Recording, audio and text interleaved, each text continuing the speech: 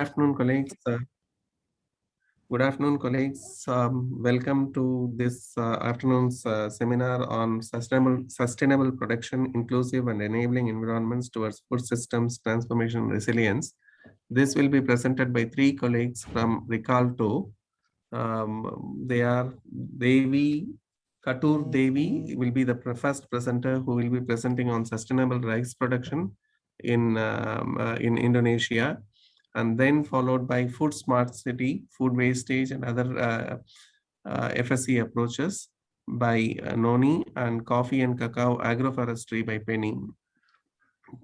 Before starting this presentation, I would like to welcome Mr. Ching Feng, the Chief for Rural Development and Food Security Thematic Group in ADB's Sustainable Development and Climate Change Department, to offer his opening remarks.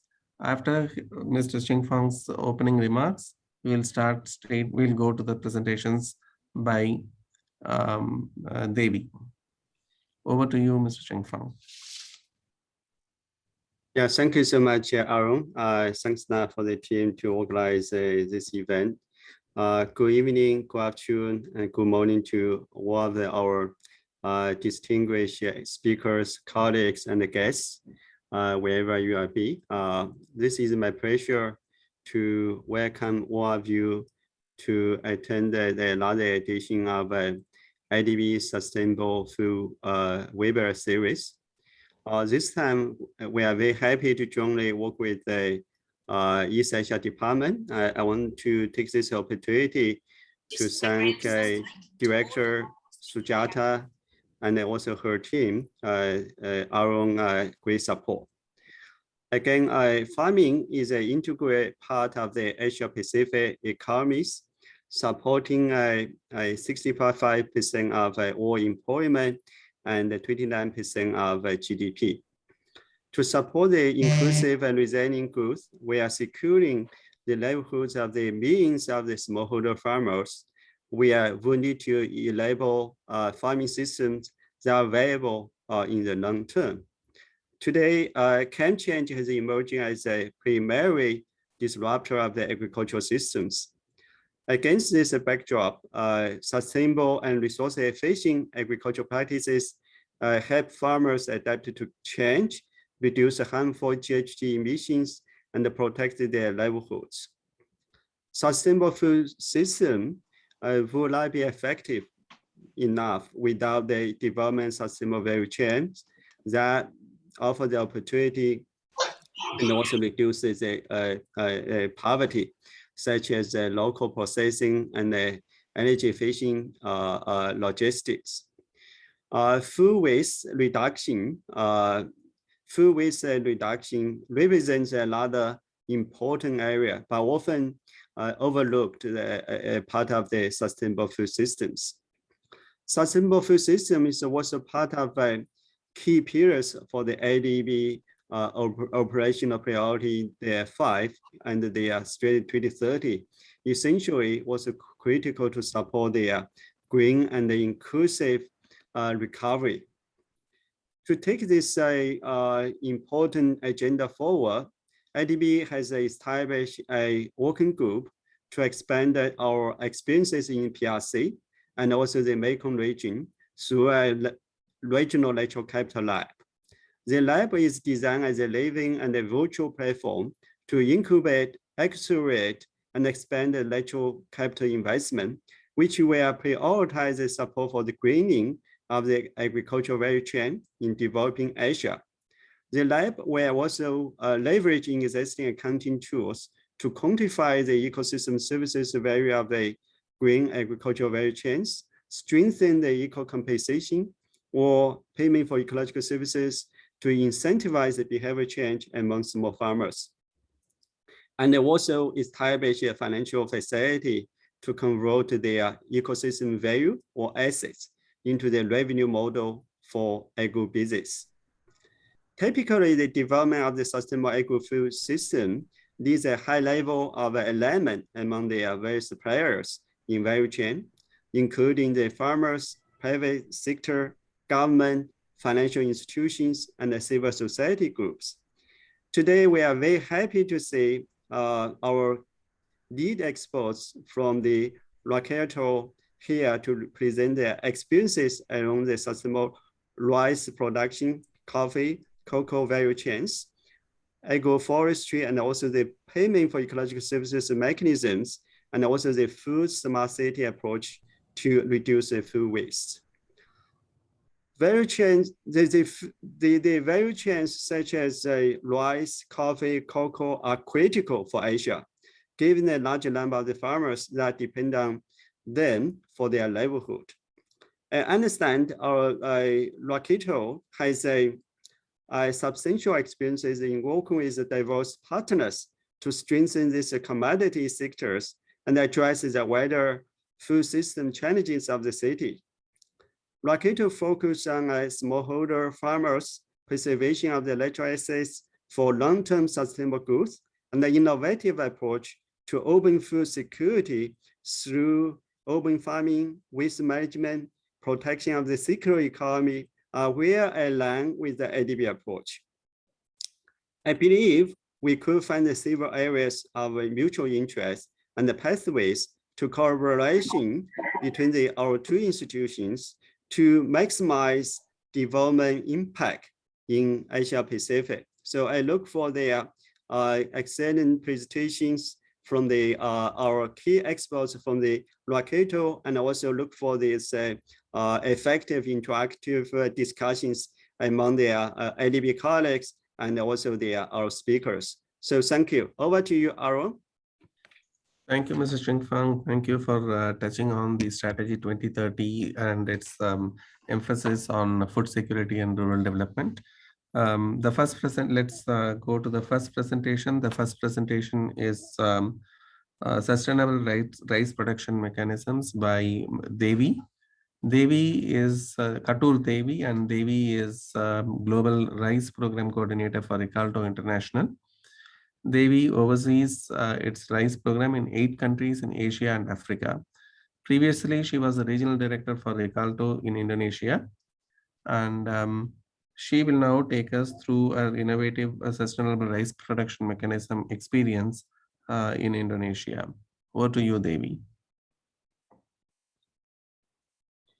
Thank you very much. Can you see my screen? Yes, we can. Okay, great.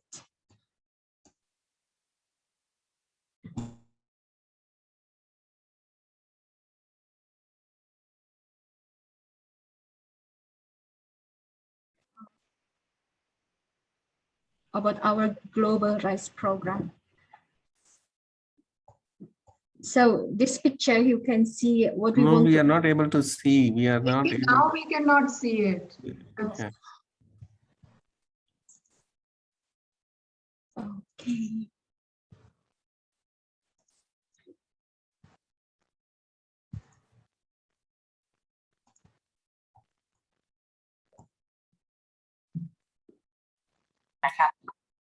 Can you take over, Mark?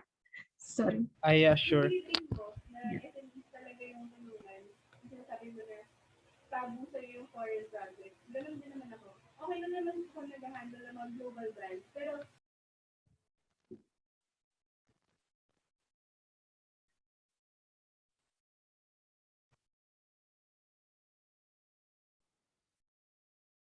Yes, now we are able to see. Devi. No, this is, Can you see it, Miss Devi? yes, but this is the presentation from Noni. From Noni or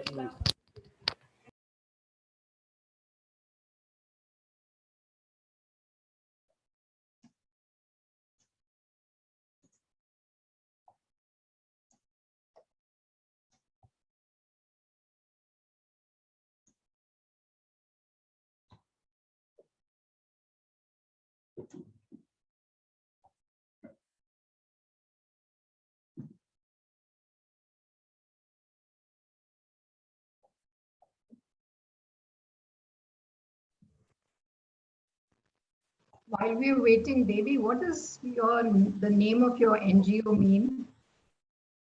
Rikolto, it means harvest.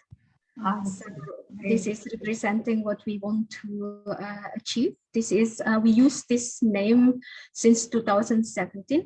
Previously, we are recognized as Fredes Islands Country Office, which then in many cases that is Dutch. And we were mistaken for doing conflict prevention, conflict resolution, because it means island of peace.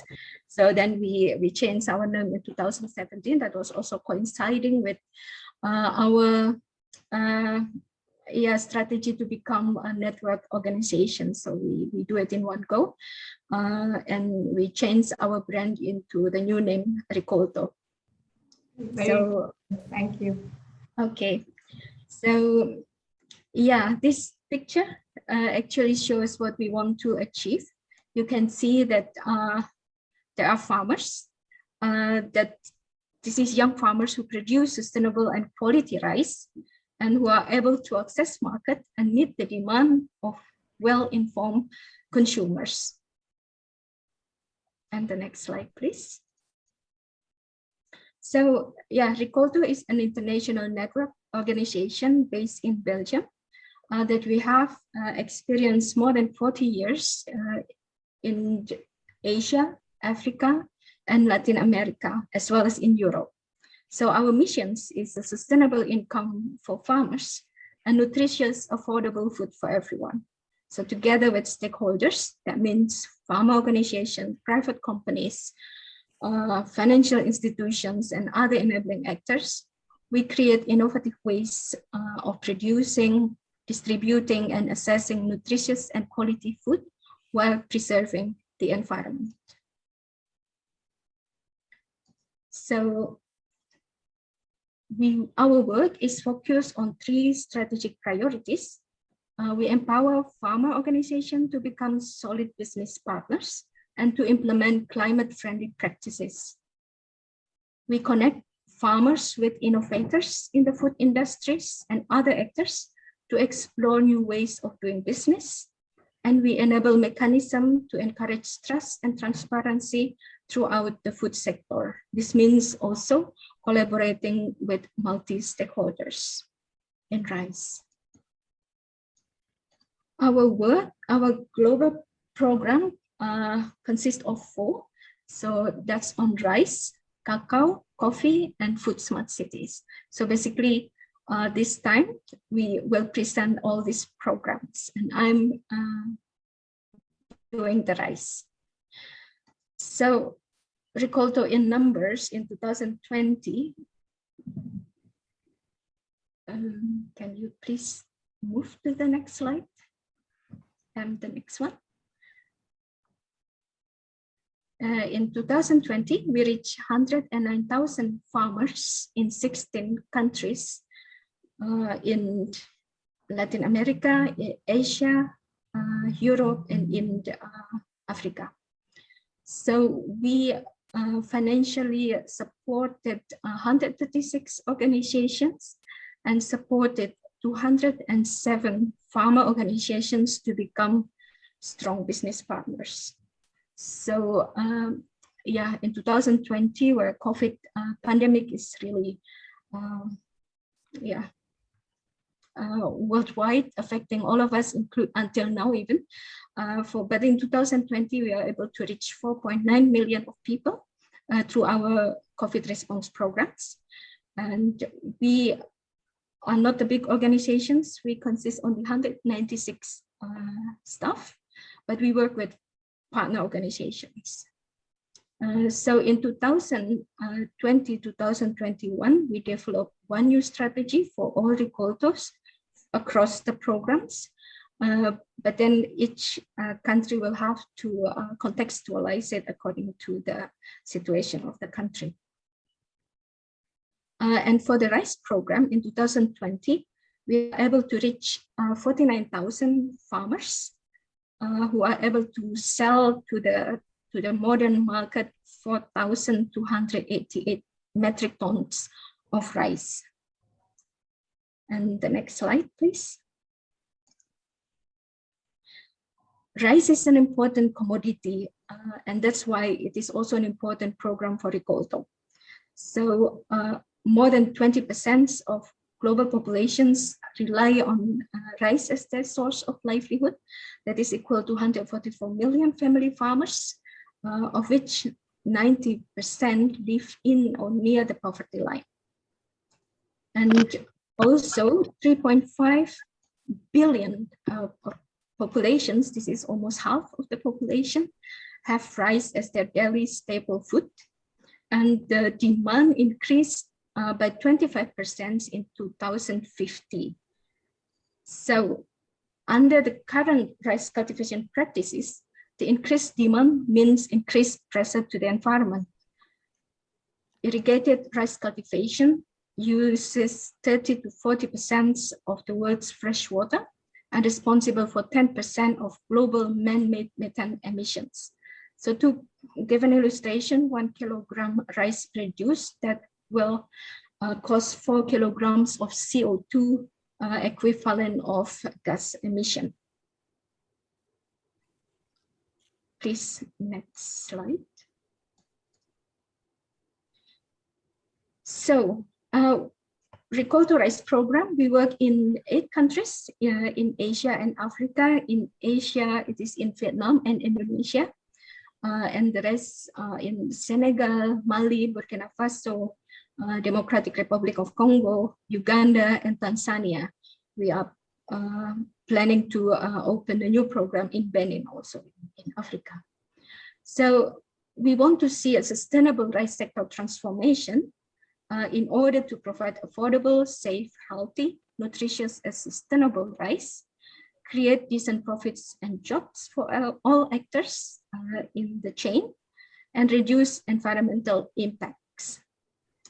So our target in 2026, we wish to reach 100,000 smallholder farmers who produce 100,000 tons of sustainable rice per year.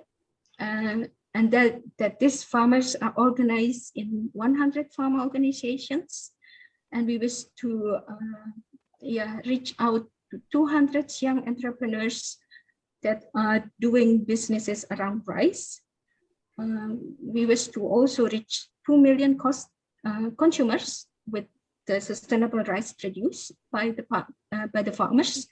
And this is giving access to the populations in 20 cities in Asia and Africa who are located nearby our rice programs and beyond, of course.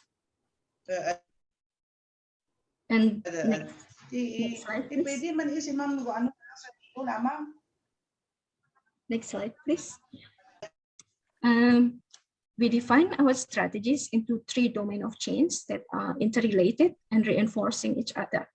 So the sustainable rice production, that is to raise productivity in a sustainable way, improve farmers' profits, and minimize climate change impacts.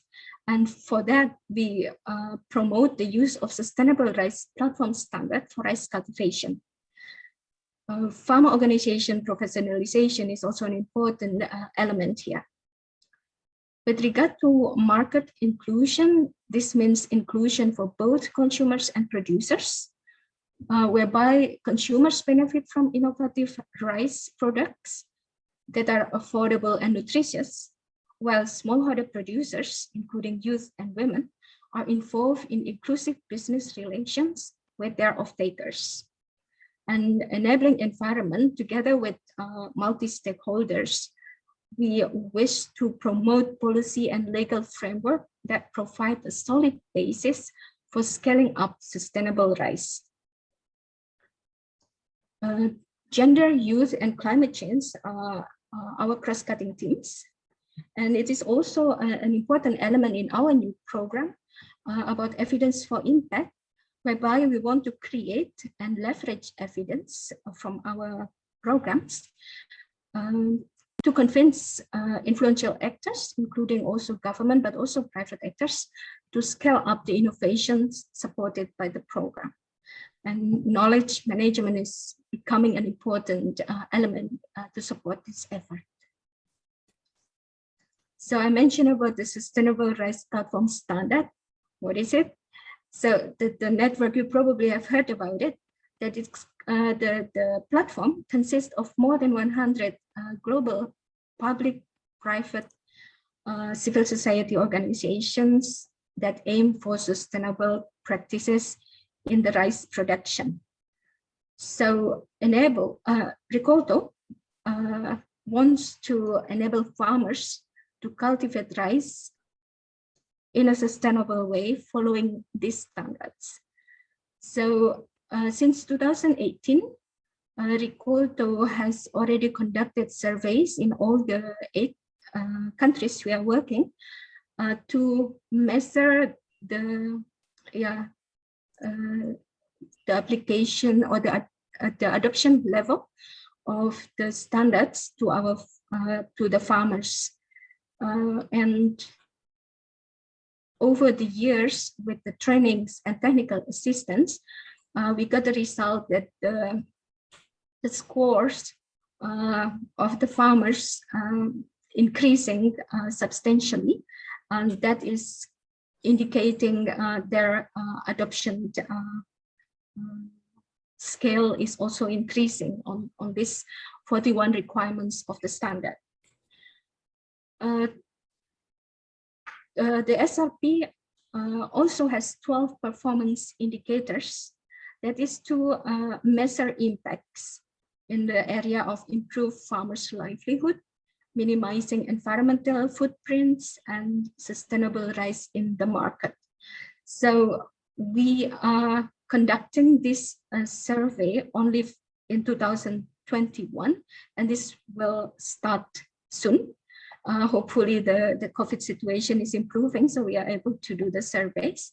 So then hopefully we are able to get the results of the impacts of farmers applying the standard since 2018, what kind of impacts that they have experienced.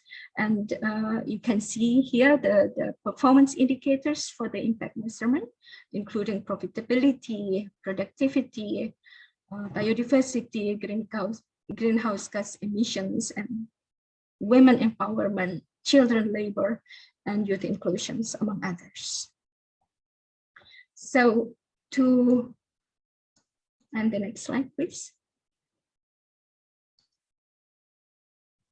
So before ending the presentation, I want to give you an idea of the economic and environmental benefits from applying the SRP standard.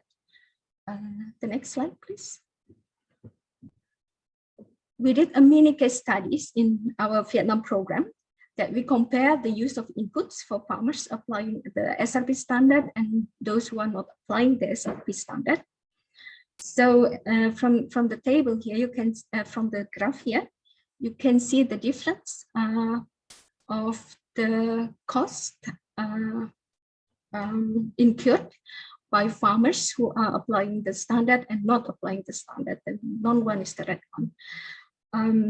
So you can see that there is a difference in the costs, whereby farmers applying the standard, they are applying more effective use of inputs, which lead to the less cost and consequently also increased profits. It was calculated around 112 euro per hectare per season. So if a project consists or cover around 4,000 hectares, then the total reduction in the production cost is equal to 447,000 euro per season. And for the environmental perspective, the benefits is a reduction in the gas emission from the reduced practices of burning straw and stubble. This is, that's in the next slide. That is, to measure this is a little bit complex. So we took into account only from the burning straw and stubble. So based on the survey in 2020 in Vietnam, 33% of farmers surveyed still burn straw and stubble, which then produced 11,000 tons of CO2 equivalent if it is again using the project size of 4,000 hectares. And that brings the emission reduction by 23,316 tons of CO2 equivalent. So this is just to give you an idea of the economic and the environmental perspectives from applying the standard. And we hope that with the once we are finished with the SRP survey for the performance indicators, we can give more information on the benefits.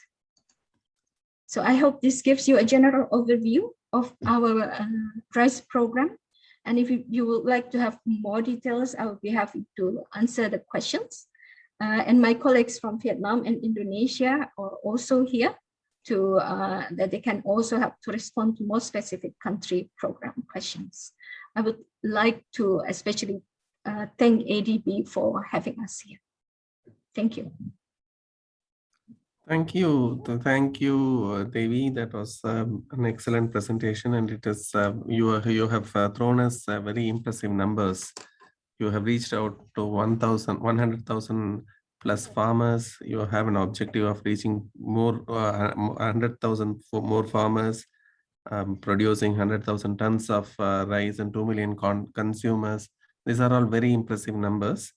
And it is also good to know that you are emphasizing on the evidence for impact through your SRP programs. These are very good insights. I would now like to open the floor for some questions. Before opening the floor for the questions, I just wanted to share my observation on the Zoom stability of the Zoom link that we are having today. I faced intermittent blackouts. I just wanted to check whether other colleagues also faced that blackening of screens, intermittent or not? Is it a local phenomena for me alone? It seemed quite smooth for me, Arun. Okay. Here I'm not able to. I face some blackouts. I don't know why it is. It's good that others were able to. Others did not face this. Anyway, now the floor is open for questions. Is there any questions for Devi or her colleagues who are joining from Vietnam and Solo City in Indonesia?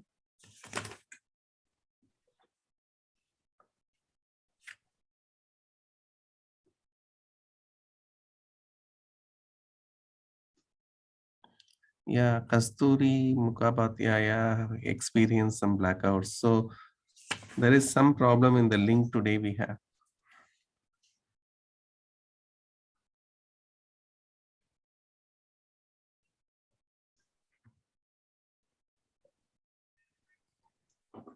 Yeah, there is a question. I see a hand from Mr. Alan Quintos.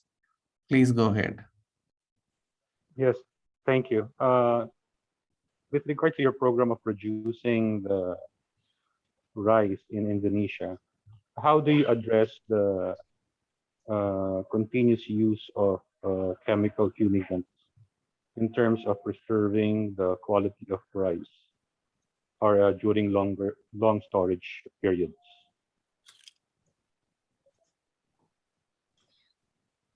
These questions, maybe our colleague from Indonesia, Nana, can respond to it. Thank Mas you. Nana? So yes, thank you. So I'm Nana from Indonesia. So with the SRP standard, we are trying to use this combination of chemicals and organic fertilizer. And then in the long term, we are trying to reduce the use of chemicals. That's the model that we have, so that we are able to be more sustained. And then we also encourage farmers to produce their own fertilizers. Thank you. Thank you. There is one more question from Narayanan. Thank Narayanan, you. you want to ask? Yeah, thanks, Arun. I just wanted, Satur, thanks for the presentation. It was quite informative. Just wanted to check with you if your presence in Indonesia and Vietnam, which is today your presence in Asia, are you planning to extend it to other Asian countries as well, since there are quite a few of them that depend upon rice and grow rice as well, and might it might be quite useful for them also to have the kind of interventions that you seem to be making. Thank you very much. That is actually the next step which we are going to do. At the moment, we are also developing our Southeast Asia program in the process. So that means also assessing the opportunities to work beyond Indonesia and Vietnam. But of course, as a Belgian organizations, our main funding is from the Belgian government, but we are also opening for assessing other sources. So if the opportunity presents itself, then we would be happy to also expand to the other countries. But this is something which we are at the moment is also developing. Thank you. That would be nice to engage in this discussion further with you. Thank you. Thank you. And there is, we'll take one more question from Sujata, and then we'll move to the next presentation. This question from Sujata is about what are the main barriers to your expansion?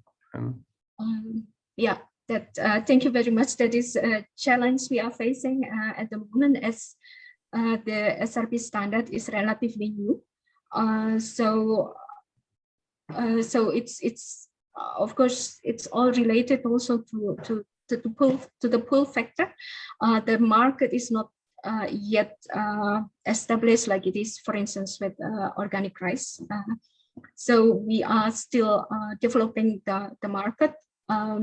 You probably have heard in India, some rice have been certified with or verified with the SRP standard and sold in the European market, but still the volume is relatively still low. So that is really important that we are working on the farmer level, on the production aspect, enabling farmers to produce rice following the standard. And then also the other important factor is linked to market, and that's why we are also in our strategies also having something to do with the consumers to expand the demand for the sustainable rice. That is the first thing, and then once the demand is there, then of course then the production these are interrelated. And the second part is, of course, rice is in many countries also a political commodity, in a sense that we need also supporting policy and legal frameworks to improve or to give proper framework for this sustainable rice. So in that respect, in Indonesia and in Vietnam, Rikolto are involved in the working group to support the SRP chapters, national SRP chapters. This has been in the work in Thailand, also I heard also in China, starting to initiate that process. So this is also an important factors to be able to scale it up. Thank you, Devi. In the interest of time, we will go to the next presentation. The next presentation is by Penny Agastijanto. Yeah. And he will be talking about, he will be making a presentation on the coffee and cocoa, the agroforestry case experience of Indonesia. Penny, over to you. And I hope that you will be able to manage your slides. Okay. You'll be able to share and manage your slides. Okay, I will share in my presentation here. You see that? Yes. Yeah, but you have to make it full screen mode, please. Yeah, okay. Yeah. Okay. Yeah. Thank you very much, everybody. Good afternoon. My name is Penny. I'm responsible on project of cocoa and cinnamon in Indonesia from Rikolto also, same with Dewi, but Dewi is global level. I'm still in Indonesia. I will try sharing with all of you regarding with how we have another approach in our program related with agroforestry and also the forest. I have a presentation. I have title Protecting Forest with Landscape Management Approach and Agroforestry. Why? Because we work in two landscape in Sumatra and also in Sulawesi. We work around an national park. That's protecting area.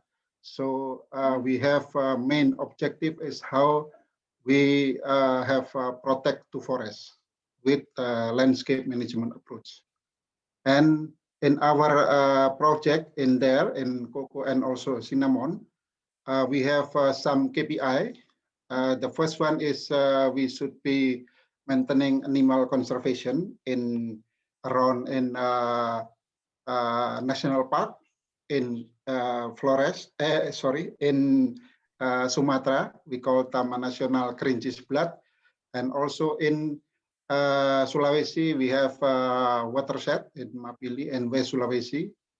And the second one, we will maintaining regional balance. This is a priority site as our KPI.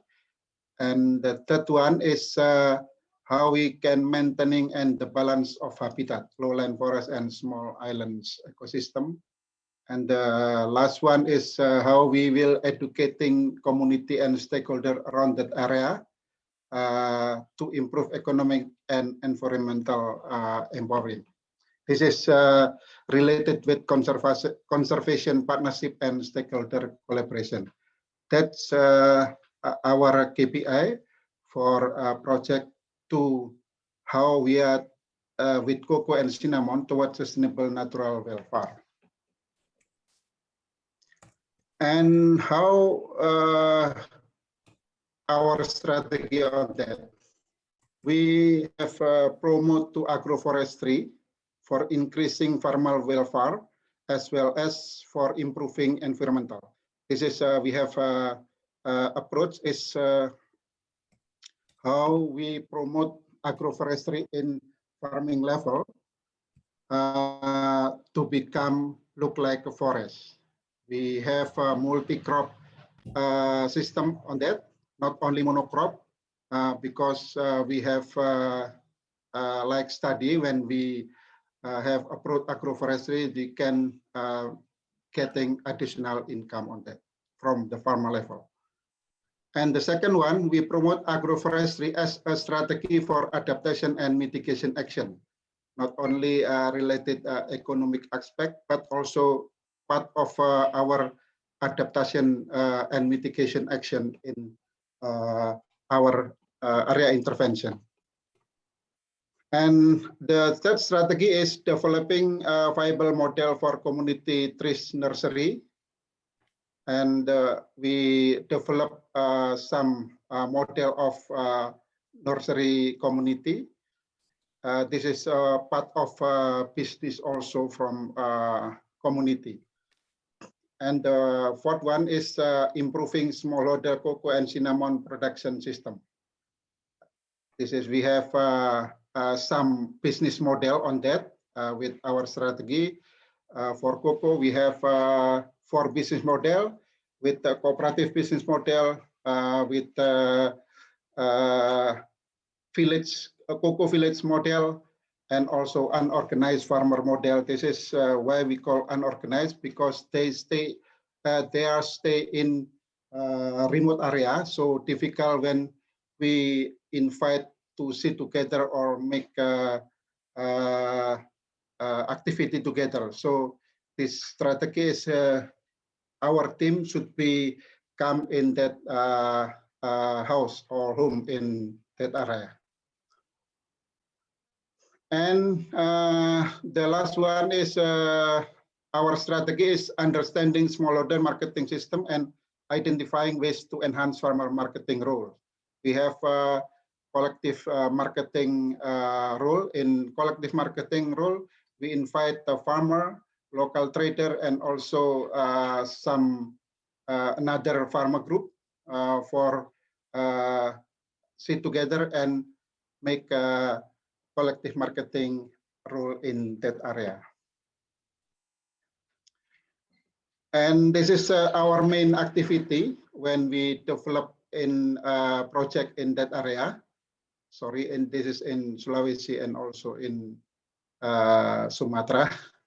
How we are when we are going to implementing on our strategy, we have some main activity. We should be preparing MOU of collaborative third parties between Rikolto, government, and private sector. And the second one, we should be set up planning activities of village planning. This is collaborate in village level. And the third one, we're developing an agroforestry model for cocoa. This is part of our follow-up for planning activities from village level. We will develop agroforestry model on cocoa in that area, in that village. And for one, we have another activity is capacity building smallholder cocoa farmer and also cinnamon. This is look like give train to good agriculture practices or KAP, good environmental practices, good nutrition practices, and also make a bookkeeping system for collective marketing and that area.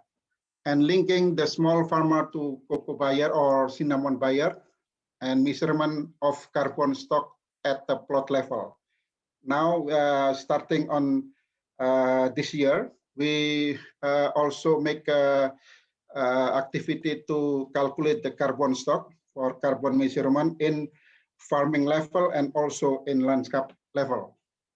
This is the objective is we can have calculate how much the carbon stock in cocoa area with or without agroforestry model. This is our objective on measurement of carbon stock. And the last one is support the analysis of tree-based carbon stock in the area.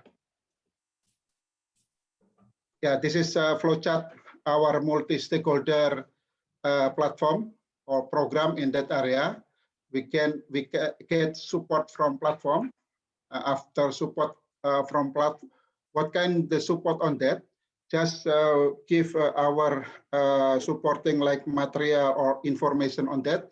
After that, Rikolto going to the community in the forest area, and we sit together with them from farmer group, from cooperative or village enterprise, and also some NGO who work in forest area. And after that, we set up of the planning and give capacity building to the forest community or farmer in that area. We also collaborate with the private sector. The private sector is, we invite them to how we manage in forest area, in protected area on that. And we can bring them, private sector, to going to like to buffer zone. We are showing to them how the farmer or community work to plant tree or anything in that in buffer zone. And after that, after finish on showing on that, the private sector will have a commitment to give some money for give plan for put on the buffer zone area, something like that.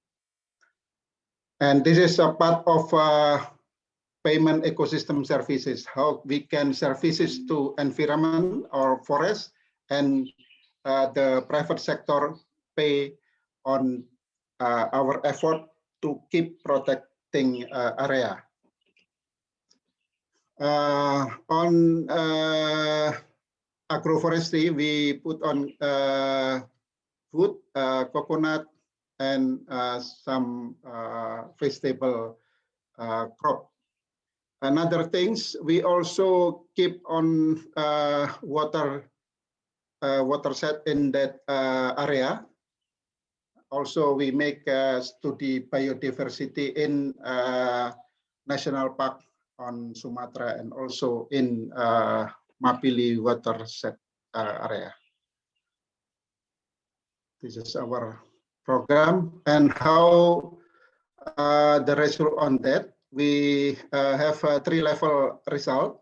In farming level, we can optimizing sunlight penetration with the agroforestry model.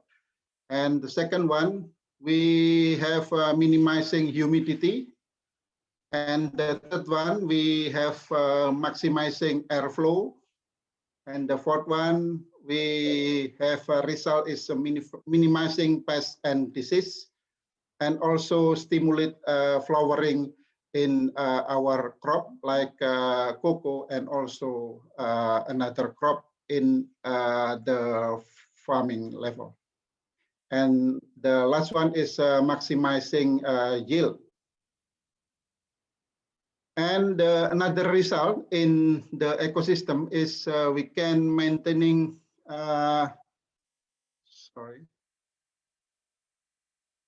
maintaining habitat in program area in accordance with the original habitat. The original habitat includes source of food, water, and shelter, because the animal not only need food, water, but also need shelter for rest, or also for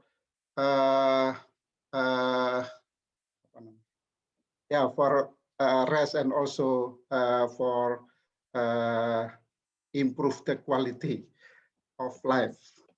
The second one, the result is maintaining human activity is the highest contributing factor to the destruction and loss of wildlife habitat. We have 3 main factors that consider habitat change, wildlife and natural, and also loss of we have some video in the slide, but we have a problem with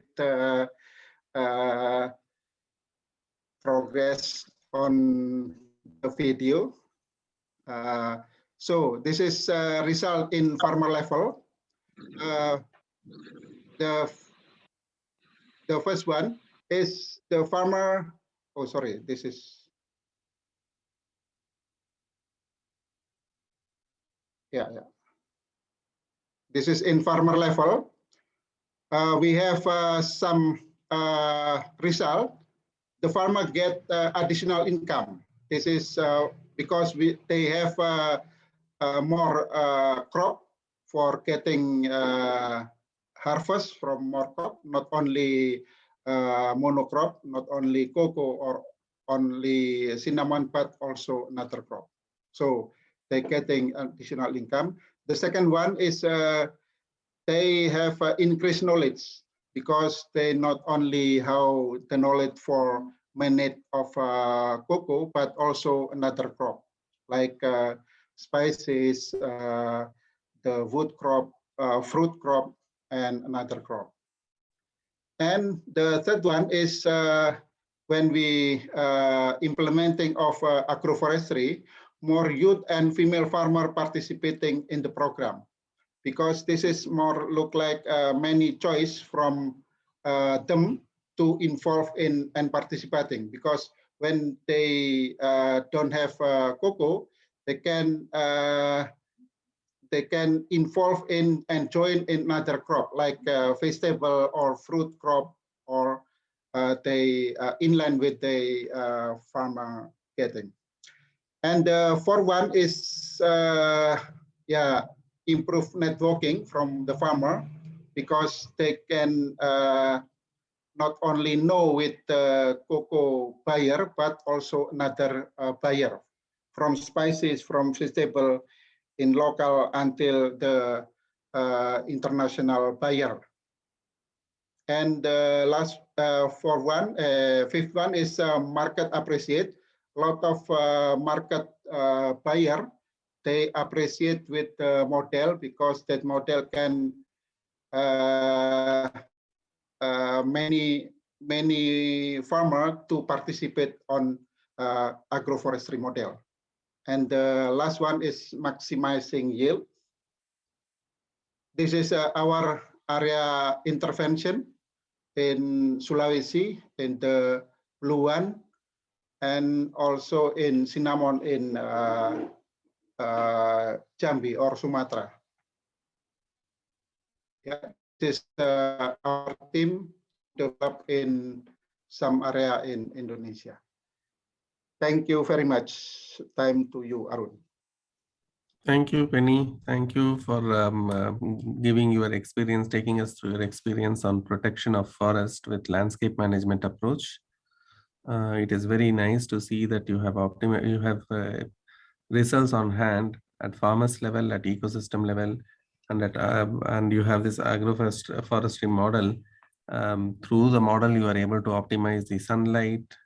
You have achieved minimized the humidity, airflow, maximize the airflow and minimize the pests and diseases, which resulted in increased income for the farmers. It's a very good approach, and it gives us a good insights to this agroforestry model. In the interest of time, I would now leave the floor for some questions. And I've seen some chat messages, but I'm not able to read the chat messages because of some system problem I face here. I saw Aravind Arora from India raising some question. Would it be possible for Aravind to take us through his question now? Yeah, thanks, Arun. And hey, Penny, this is Arvind, part of ETG Export Trading Group. You mentioned a lot about agroforestry being used in Indonesia on cocoa beans. So want to hear your experience about, did you explore the possibility in West Africa? And in case you did not, what any plan for the near future? In West Africa? Yes, in West Africa for cocoa beans. Yeah, I think in Africa, mostly in almost in Africa, they different approach with us. Yeah, in Africa, mostly is monocrop, just cocoa. But they, so why the cocoa is more too intense with cocoa only there.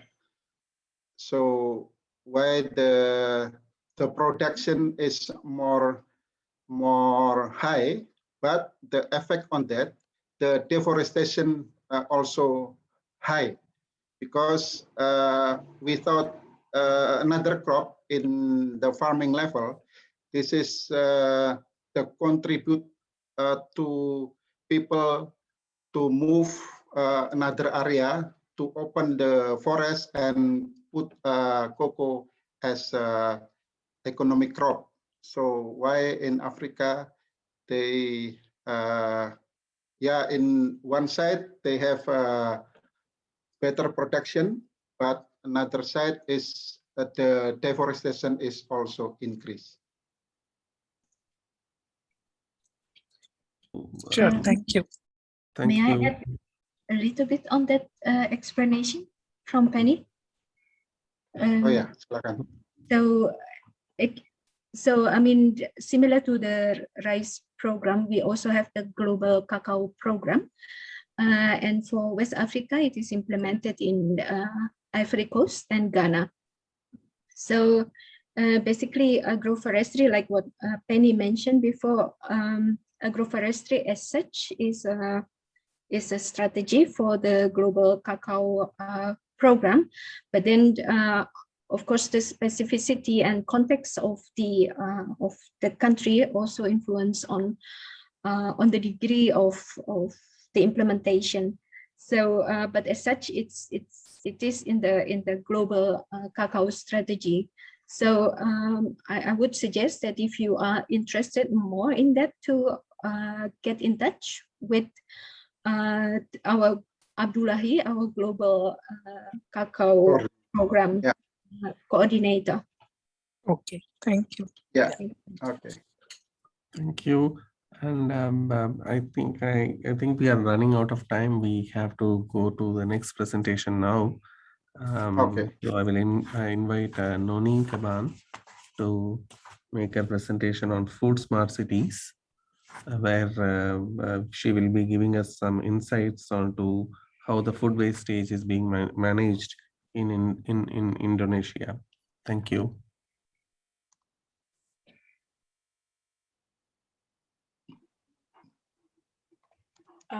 Yeah, so hi everyone. Can you see my presentation? Fine? Yes. Yeah, okay. Yeah, so today I will share about one of our initiative on Food Smart City program in Indonesia. So, yeah, so before I go in details on the program, so a little bit different compared to rice, cocoa, and coffee program. So Food Smart City, the focus area is in the cities or in urban area. So why we have this program? Because we know that 3 million people around the world cannot afford a healthy diet. And then if everyone were to have a healthy diet, over 10 million deaths could be avoided. So, and also 80% of all food is expected to be consumed in cities by 2050. And then also, we know that cities are laboratories for economic, political, and cultural innovations. And with this pandemic, recent studies suggested that the COVID-19 pandemic may add between 83 and 132 million people to the total number of undernourished people in the world. So to achieve the transformation by 2020, we need to catalyze collective action among local. So we need to catalyze collective action among local food system actors to make urban food environments and food supply chains more conducive to healthy, sustainable, and nutritious diet for all citizens. And to reach this ambition, we work under 3 pillars. One is sustainable food production. This is healthy and nutritious food produced in an efficient and sustainable way. Second, under inclusive markets, urban food markets are inclusive of all smallholder producers, vulnerable citizens, youth, and women also part of the program.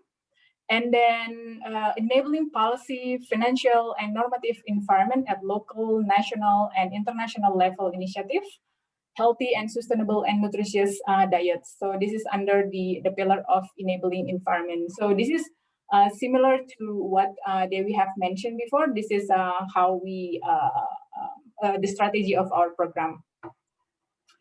So under Food Smart City, we have 5 flagship program. Food markets for all, generation food, food citizenship, circular food economy, good food at school. So again, when we implement our project, we co-create and test concrete business cases. This is to incentivize the production and consumption of healthy, sustainable, and nutritious food.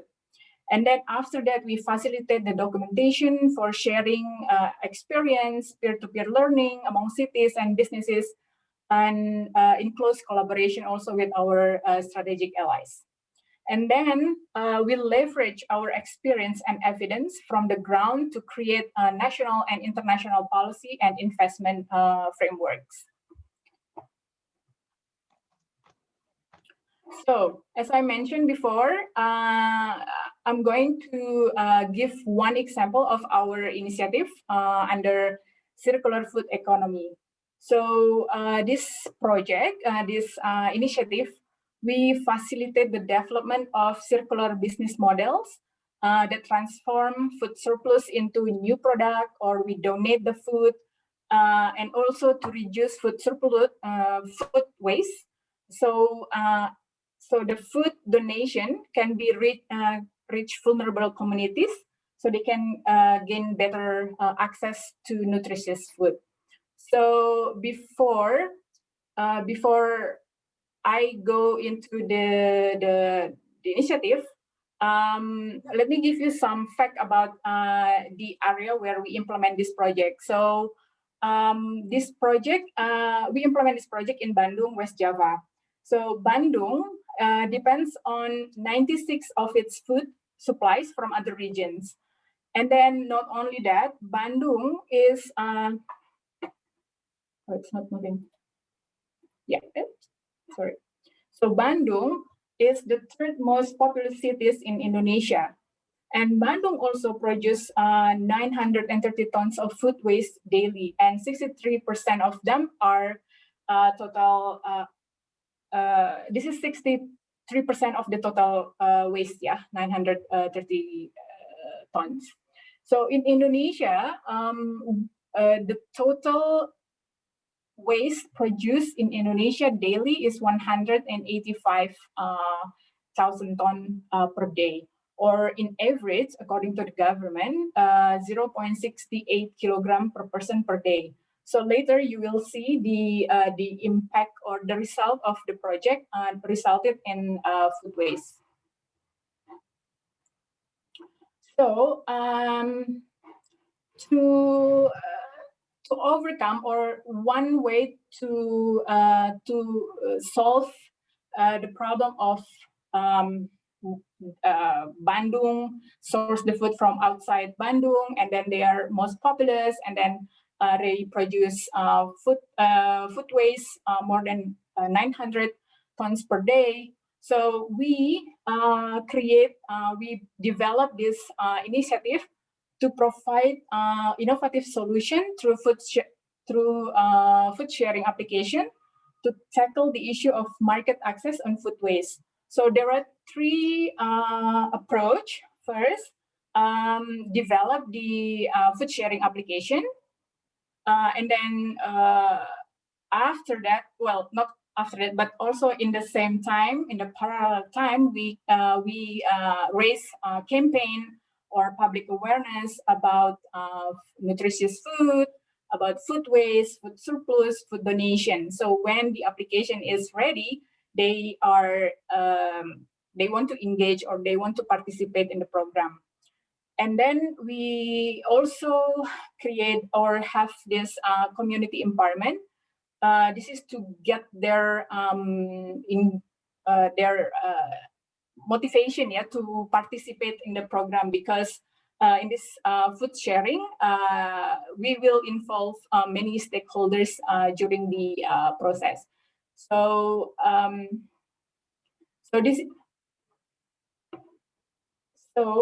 these are the stakeholders who involve in the application and in the process when we create the application. So one, we have this University of Parahyangan. They provide information, insight, data, and lead the program in Bandung, connect the community, local NGOs, and also the government.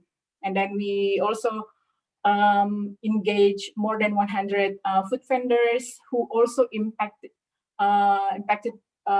due to the COVID-19 because of the restriction. They cannot sell, so there's no income for them. So we invite 100 SMEs. And then local NGOs, Banabi Foundation, Yayasan Ketapang, and also 150 households. This is so they can participate under the urban farming. And then GoPay, this is partner for the financial process in the application itself. And then we also engage with the city government of Bandung, and then the Department of Agriculture, and then Department of Communication and Informatics. Yeah, so because we have limited time, so I will just go to the result and then we can discuss later if you want to know the details. So like I mentioned before, we create this application. So Badami Food Sharing is an application provide features to like the features is like financial transaction, marketplace, donation, crowdfunding, inventory, stock monitoring, and point of sale. So this is not like Grab food, like you can buy food in a daily basis, but this is for food sharing, and people can crowdfunding in this application, and then they can choose which target they want to donate the food, and they can choose which food vendors they want to buy the food from. So in this application, 101 SMEs or food vendors registered to this application. So during this COVID-19, it's really helped them, because before they cannot make any sales, but now with this application, they can like people choose from this application where they want to donate and which food they want to donate to certain areas. Like there's a research also conducted by GoPay, one of the financial institution in Indonesia. Yeah, the research shows that during the COVID-19, the number of people donate increased by 70%. So with this application, it really helped the SMEs. And through this application also, so this program started in October last year, but it runs starting January to April. So we can say like it's running smoothly for months before, with the data. So the data here January to April.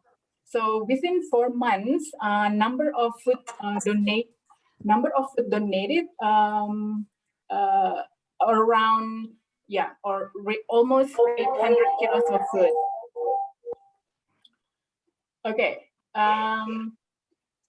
So otherwise, that food will go to landfill. Yeah. So result number 2, the awareness. So I will not go into detail, but as I mentioned before, it is important to also have a campaign to get the people awareness, and they want to participate. So we provide information, tips, quizzes related to food waste and food donation.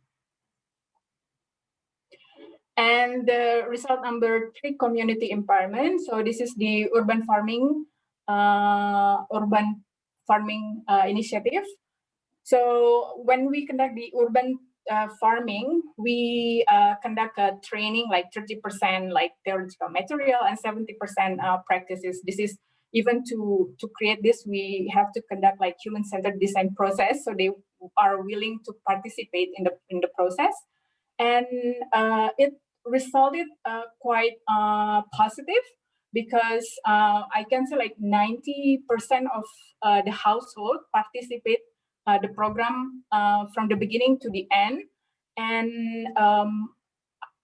within that 150 household, they are able to transform the food waste into fertilizer, and it results 3.3 tons within 4 months. So if I calculate per household, they reduce about 8.18 kilos of food waste. So compared to the national data before, 0.6 kilo food waste produced per day in Indonesia. So I can say like 30% now the household in this area reduce their food waste. Instead of go to the landfill, they process into organic fertilizer. So And also this project already get the interest by the Bandung government.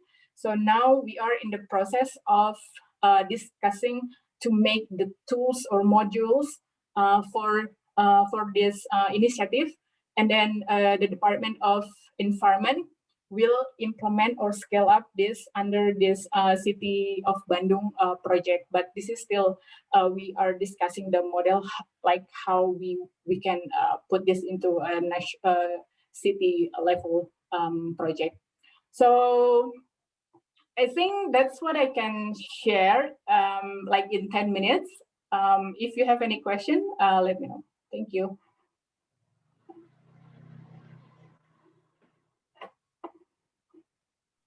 Thank you, Noni. That was an interesting concept of food circular economy. You have touched upon how you are managing the waste, food waste or surplus food through an application, and it results in increase in donors as well. And another important concept that you have touched was the urban farming initiative. As I am cognizant of the time that we have is very limited, I have seen some questions from Steve Peters. Steve, would you be able to talk through your questions, please? One, I thought, because I'm not able to see the screens, I have Sure, some no problem. issues. Yeah, no problem. Hi, Noni. Just a quick question. Making compost, you're using BSM or you're using fertilizer? You're making fertilizer from compost or black soldier flies? Yeah, that's also one of the process to make the fertilizer, but there are some, so BSF and then ecoenzyme and then what it called?